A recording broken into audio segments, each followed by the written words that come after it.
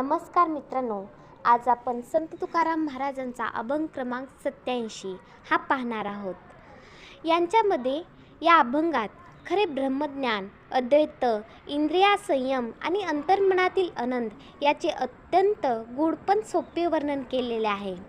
मनुष्याने संसारातील माया, ममता आणि वासनांपासून दूर राहून आत्मानुभव प्राप्त करावा. माया हा अभंगाचा मुख्य संदेश आहे. या अभंगात संत तुकाराम महाराज सांगतात की फक्त तोंडाने ज्ञान बोलून उपयोग नाही, तर ते स्वतः अनुभवले पाहिजे. मन शांत, स्थिर आणि निर्मळ झाले की अंतःकरणात परम आनंदाचा अनुभव येतो.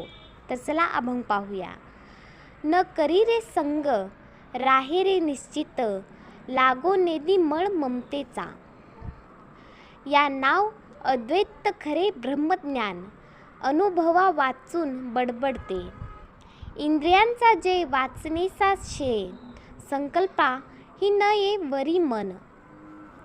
तुका म्हणे न ये जाणीव अंतरा, अंतरी या थारा आनंदाचा.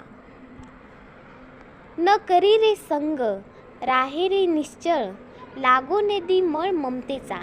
या ओळीत संत तुकाराम महाराज मनाला उपदेश करतात. ते म्हणतात की संसारातील वाईट संगती करू नये, मन स्थिर आणि शांत ठेवावे. ममतेचा मळ म्हणजे माझे, मला, माझ्यासाठी हा अहंकार आणि आसक्ती.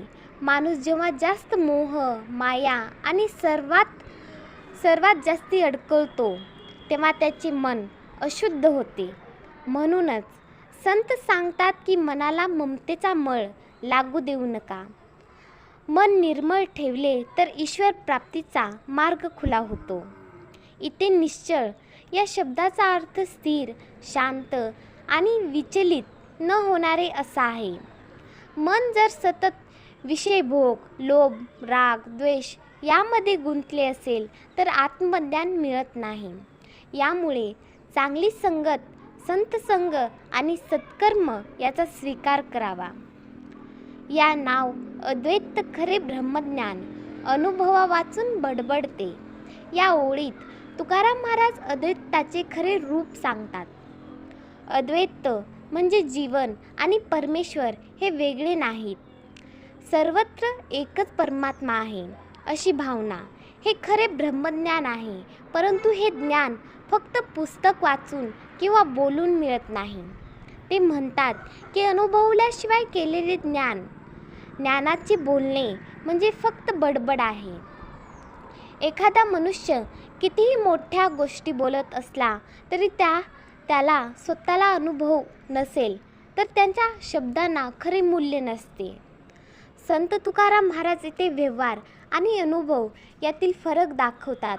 जसे एखाद्याने गोड पदार्थ कधी खाल्लाच नाही तर तो फक्त ऐकून त्याची चव समजू शकत नाही, तसेच ईश्वरांचा अनुभव घेतल्याशिवाय खरे ब्रह्मज्ञान मिळत नाही.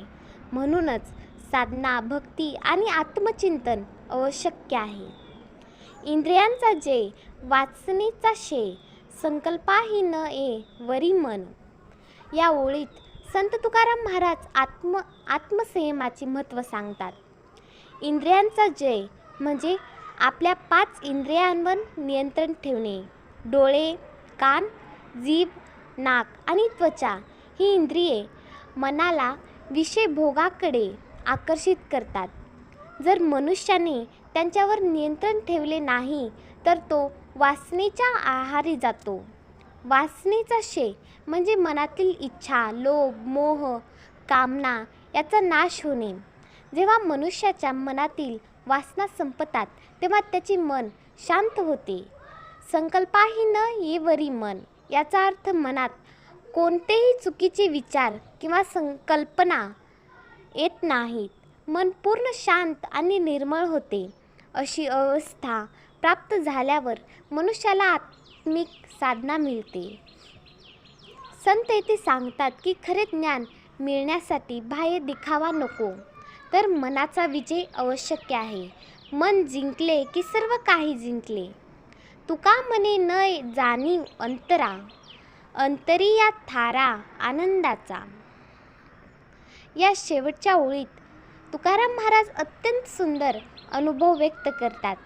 ते म्हणतात की जेव्हा मन पूर्ण शांत, निर्मळ आणि आत्मज्ञानाने भरलेले होते, तेव्हा मनुष्याला स्वतःचे आणि परमात्म्याचे वेगवेगळेपण जाणवत नाही. अंतरीय थारा आनंदाचा म्हणजे अंतःकरणात आनंदाचे स्थान निर्माण होते. बाहेर सुख शोधण्याची गरज राहत नाही. परमेश्वराचा अनुभव अंतर्मनातच मिळतो. सामान्य माणूस सुख बाह्य वस्तूंमध्ये शोधतो, पैसा, मान, संपत्ती, विषयभोग यामध्ये. पण संत सांगतात की खरा आनंद अंतर्मनात असतो. जेव्हा अहंकार, ममता, वासना नष्ट होतात, तेव्हा आत्मिक आनंद प्राप्त होतो. या अभंगातून संत तुकाराम महाराजांनी अत्यंत मोठा आध्यात्मिक संदेश दिला आहे. त्यांनी सांगितले की मनुष्याने वाईट संगती टाळावी, मन स्थिर ठेवावे, ममता आणि अहंकार सोडावा. खरे ब्रह्मज्ञान अनुभवातून येते, फक्त बोलण्यात नाही. इंद्रियांवर नियंत्रण ठेवून वासना त्याग केला तर अंतःकरणात परम आनंद निर्माण होतो.